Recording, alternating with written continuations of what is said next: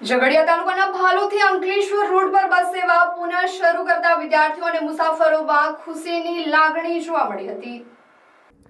ભરૂચ જિલ્લાના ઝઘડિયા તાલુકાના ભાલોદ સહિત આસપાસના ગામના તેમજ રાજપારડી વિસ્તારના વિદ્યાર્થીઓ, કર્મચારીઓ તેમજ રોજિંદી મુસાફરી કરતા નાગરિકો માટે રાહતના સમાચાર સામે આવ્યા છે। ઘણા સમયથી બંધ રહેલી ભાલોદ, રાજપારડી, અંકલેશ્વર, ઝઘડિયા બસ સેવા તાત્કાલિક અસરથી ફરી શરૂ કરવામાં આવી છે। આ બસ સેવાને પુનઃ શરૂ કરવા માટે સ્થાનિક લોકો, વિદ્યાર્થીઓ, વાલીઓ અને વિવિધ સ્થાનિક આગેવાનો દ્વારા સતત રજૂઆતો કરવામાં આવી હતી। લોકોની માંગ અને જરૂરિયાતને ધ્યાનમાં રાખીને ભરૂચ જિલ્લા પંચાયતના પ્રમુખ ડિમ્પલબેન રાજ દ્વારા ભરૂચ તથા ઝઘડિયા એસટી ડેપોના મેનેજરને રજૂઆત કરવામાં આવી હતી।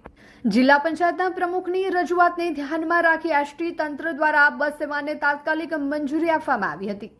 ભાલોદથી આ બસ સવારે 9:30 વાગ્યાના સમયે નીકળી ઝઘડિયા થઈ અંકલેશ્વર જશે અને સાંજે 4:30 કલાકે ઝઘડિયાથી ભાલોદ જવા માટે રવાના થશે, જેથી આ બસ સેવાનો સીધો લાભ વિદ્યાર્થીઓને મળશે।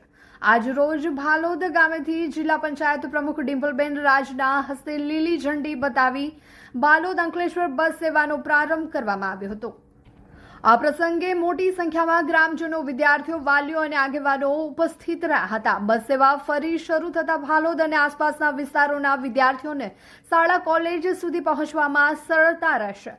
સાથે જ નોકરી ધંધા માટે રોજિંદી અવરજવર કરતા મુસાફરોને પણ મોટી રાહત મળશે। સાથે સાથે આ બસ સેવાનો લાભ ઝઘડિયા અંકલેશ્વર રૂટ પર આવતા તમામ ગામના લોકોને મળશે।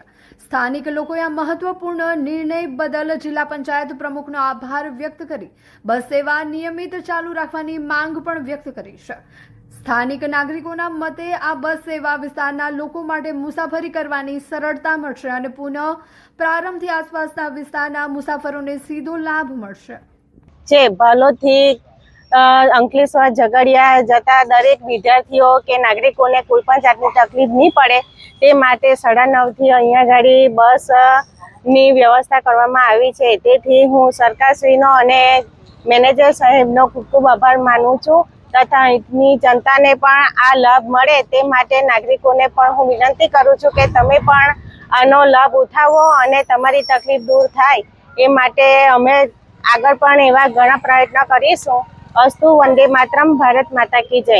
આનો લાભ સીધા સમગ્ર વિસ્તારના લોકોને મળવાનો ત્યારે હું આ તબક્કે ગુજરાત સરકારના મુખ્યમંત્રી ભૂપેન્દ્રભાઈ પટેલ સાહેબ, ઉપમુખ્યમંત્રી હર્ષભાઈ સંઘવી સાહેબ, અમારા ઝઘડિયા વિધાનસભાના ધારાસભ્ય શ્રી રીતેશભાઈ તેમજ સંસદ સભ્ય શ્રી મનસુખભાઈ વસાવાનો આ તબક્કે હું ખૂબ હૃદયપૂર્વક આભાર વ્યક્ત કરું છું।